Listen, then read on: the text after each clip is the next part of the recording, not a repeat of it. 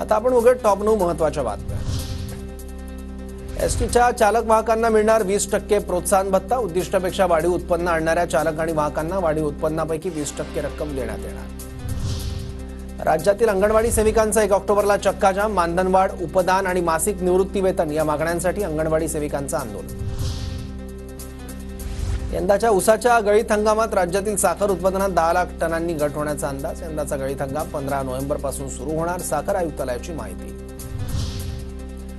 मान्सूनची परतीच्या प्रवासाला सुरुवात। राज्यातील काही जिल्ह्यात मुसळधार पावसाची शक्यता। 16 ऑक्टोबरनंतर मान्सून कधीही राज्यातून परतणार, हवामान विभागाचा अंदाज। राज्यातील शेतकऱ्यांना फळ पीक विमा योजनेचा लाभ मिळण्याचा मार्ग मोकळा। राज्य सरकारच्या हिस्स्याचे 344 कोटी रुपये विमा कंपन्यांना वर्ग।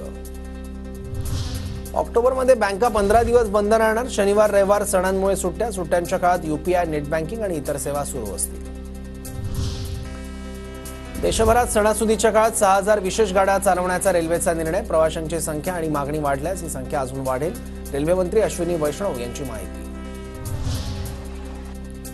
राज्यातल्या शाळांमधील पहिली संकलित चाचणी ऑक्टोबरमध्ये होणार। 3री ते 9वी साठीचं वेळापत्रक जाहीर।